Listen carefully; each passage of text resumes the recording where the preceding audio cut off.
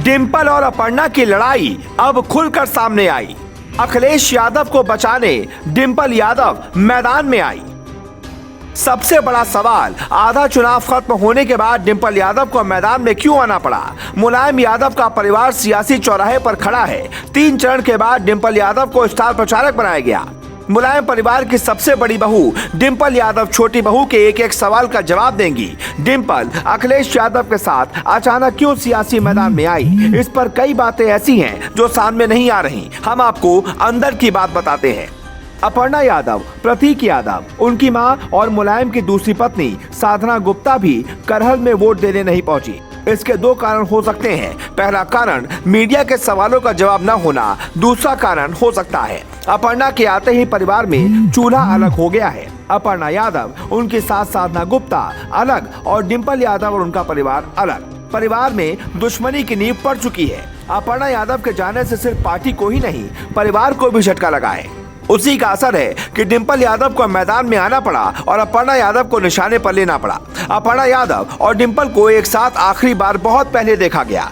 मुलायम के जन्मदिन पर भी दोनों साथ नहीं दिखे। कहा तो ये भी जाता है कि दोनों में 36 का आंकड़ा हो चुका है। डिंपल यादव अखिलेश पर किए गए सियासी हमले को भी व्यक्तिगत लेती हैं और अपर्णा यादव बार बार चोट करती हैं। अब सवाल उठता है कि अखिलेश यादव चुनाव हार रहे हैं?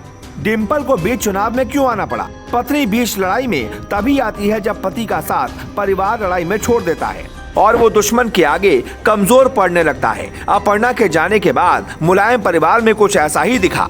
कहा जाता है कि अपर्णा डिंपल में बातचीत नहीं होती। उन दोनों में देवरानी जेठानी वाला झगड़ा है। 2017 में जब झगड़ा हुआ तब अखिलेश यादव के लिए अपर्णा यादव बड़ा खतरा बनने लगी थी। झगड़े के बाद अपर्णा ने जबरन लखनऊ कैंट के लिए अखिलेश यादव से टिकट लिया और लड़ी भी। 2022 में अखिलेश यादव ने फिर वही किया। जब अपर्णा यादव का कद बढ़ा तो डिंपल यादव मैदान में है।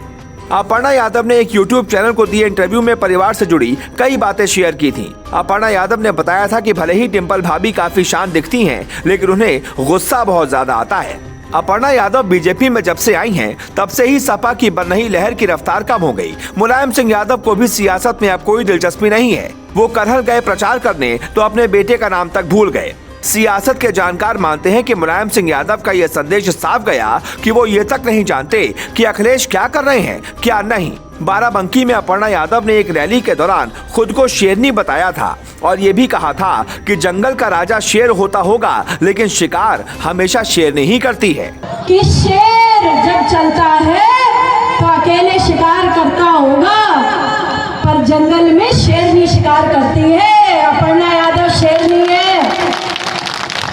और डरती नहीं हूँ मैं किसी से। बीजेपी की लड़ाई में महिलाओं का किरदार हमेशा रहता है। राहुल गांधी के लिए स्मृति ईरानी की भूमिका याद कीजिए। ठीक इसी तरह बीजेपी ने अखिलेश की हार के लिए अपर्णा यादव को खोज निकाला है। नेता कई आते हैं, कई जाते हैं, लेकिन परिवार का ही आदमी अगर विरोधी के पाले में हो तो ब्रह्मास्त्र भी लौट आता है।